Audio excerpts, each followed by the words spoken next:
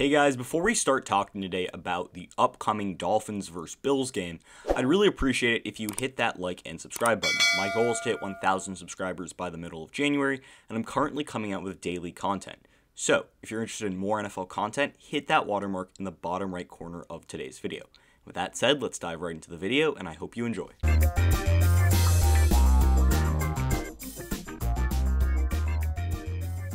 So, Miami Dolphins versus Buffalo Bills. Big Week 17 matchup for the Dolphins to get into the playoffs, for the Bills to secure that second seed.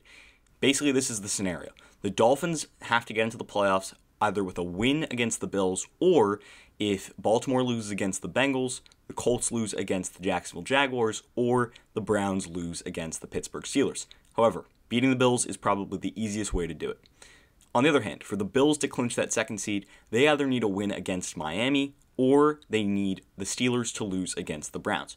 So, this is an important playoff matchup, basically a playoff game, with big playoff implications. Let's start with the Dolphins. Going into the game, they're ranked as the 23rd offense, as well as the 20th ranked defense. However, they're number one in points allowed per game.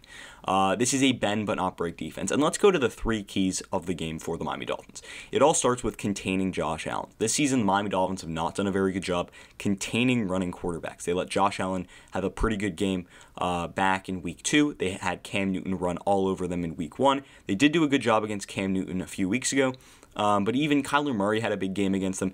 The Dolphins have struggled against running quarterbacks all year. So the ability for Josh Allen to extend plays with his legs and move outside the pocket is something that is a little bit concerning, especially coming from a Dolphins fan. His ability to escape and his escapability is something that's just off the charts, and his ability to extend plays with his legs makes him one of the best young quarterbacks in the NFL. Additionally, it's all about getting pressure on Josh Allen. We saw what he was able to do last week against the New England Patriots. He wasn't sacked once, barely any pressure on him, and he had all time in the day to fire to his big receiver in Stefon Diggs, and that connection is going to be something to watch in this game. So the key for Josh Allen against the Miami Dolphins, from the Miami Dolphins' point of view, is containing him. Get a spy on him. Make sure he doesn't extend plays with his legs, and make sure you're getting pressure on him. It's a big game for Emmanuel Ogbah, Shaq Lawson, that defensive line to step up and get to Josh Allen. Secondly, pushing the ball downfield on offense is something that is a must-do for this Miami Dolphins offense. With Tua Tagovailoa in the game in the past few weeks, they have not been really throwing the ball 10-plus yards downfield. It's been a lot of throwing to the flat, throwing slants across the middle, getting Gaskin and Bowden, a lot of fancy stuff that doesn't really work in the NFL when you're not throwing the deep ball well. Tua hasn't really been throwing the deep ball at all this season. For some reason, Chan Gailey just isn't allowing Tua to be able to dial up those play calls and allow for him to have that liberty in the passing game.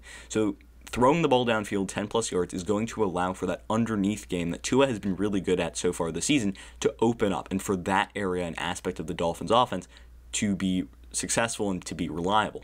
If they're able to throw the ball 15, 20 yards downfield to guys like Gaskin, Bowden Jr., if they can get Devontae Parker back, that would be big for them.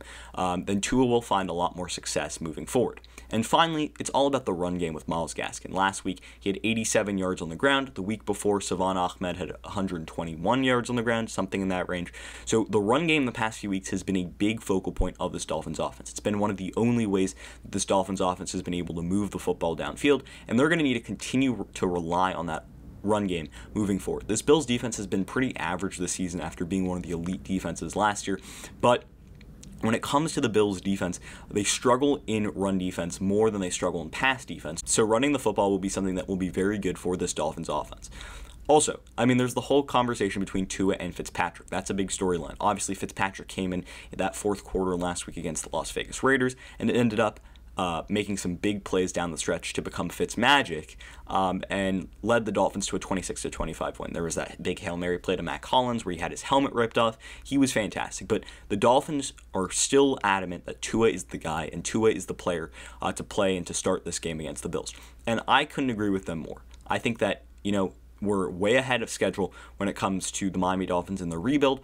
And although that doesn't necessarily mean that we don't want to win now, we need Tua to have this experience, because when it happens later in his career, he's going to need to have that experience to be successful later on. He's got a good opportunity to do it now, and he's got a good defense around him. He's got good players around him that can help and support him. He's just got to do his job. And you know what? If Brian Flores wants to use the relief pitcher approach with Ryan Fitzpatrick again, then use the relief pitcher approach with Ryan Fitzpatrick. Get him in the game if you want to, if Tua's struggling, but give Tua the opportunity because I think that's important. As I said, pushing the ball 10 yards down the field is a must with Tua. That will really help him. And on the defensive side of the football, it's all about pressuring Josh Allen. Emmanuel Ogbah's got to step up. He's been a little bit quiet the last few games after being at a really hot pace early in the season with sacks.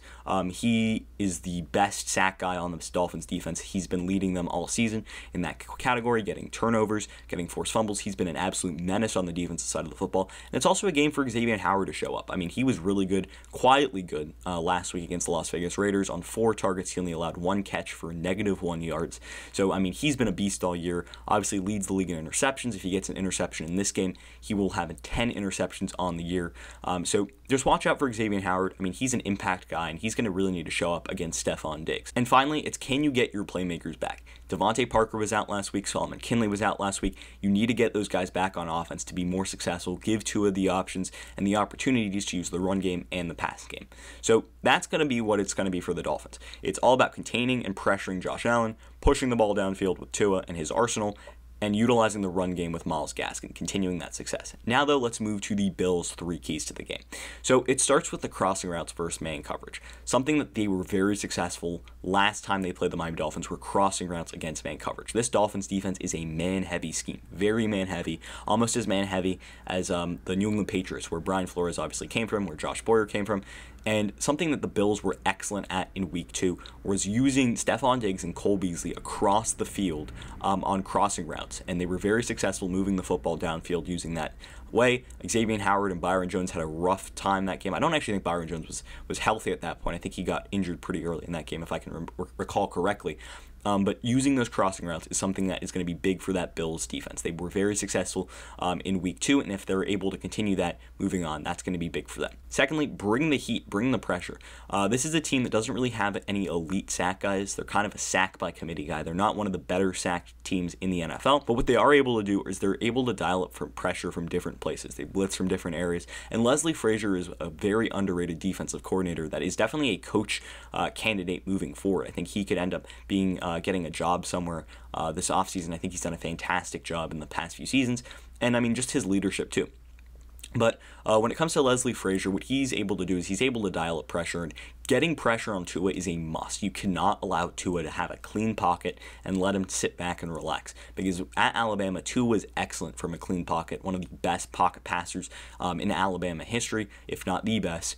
So you got to pressure a rookie quarterback. You've got to make it feel uncomfortable, especially in an environment that's going to be tough to play in Buffalo, where it's going to be cold and it's not going to be something that Tua is used to. So I think bringing pressure is going to be essential. And then finally, using Josh Allen's legs. As I said, the Dolphins have not been good all season with stopping running quarterbacks. And I think Josh Allen, his best attribute is obviously his arm and his arm talent, his ability to get out of the pocket, but it's also his ability to extend plays with his legs. So, I mean, if you're able to get outside the pocket with Josh Allen and really extend plays on the run and really move the football downfield, that's going to be really big for this Bills offense. If we just look at what they have to play for a second, I mean, it's all about securing that second seed.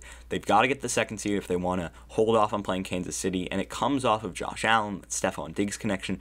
I mean, the elite connection between Josh Allen and Stefon Diggs was on full display last Monday against the Patriots, where, I mean, they connected for 3 touchdowns. I mean, Stefon Diggs and Josh Allen are electric. They just are. They're incredible football players to watch, and they have a great connection on the field, and even off the field too. But it comes on the field. How can you stop that if you're the Miami Dolphins? How can you put a corner, put a safety, make sure that Stefon Diggs is not the guy beating you? Make Cole Beasley beat you underneath. Make Gabe Davis beat you. If John Brown can get back, he was on the COVID list, I think.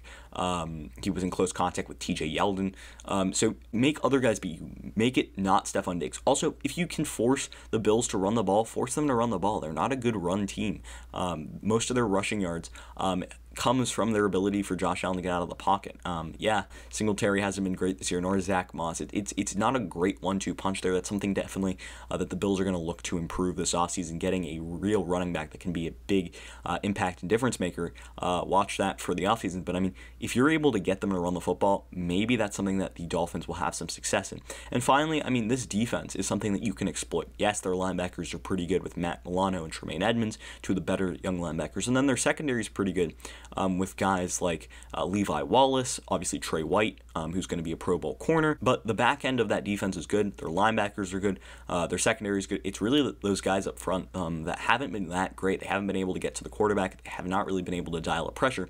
So if Tua is able to find some time in the pocket, that's going to be big for the Miami Dolphins. And finally, I mean, it just comes down to this. Who wants it more? Do the Dolphins want a playoff spot more, or do the Bills want the second seed more? If they win, they get the second seed. If the Dolphins win, they're in the playoffs. So huge playoff implications in this one, and it will just be exciting to see what happens. And that's going to end the video for today. Before you leave, please drop a like and a sub. That would really help my channel grow. I'd really appreciate it. I'm currently posting 3 videos a week, so if you're interested in more football content for the remainder of the season, please feel free to hit that like and subscribe button. And with that said, I hope you enjoyed the video, and until next time, see ya.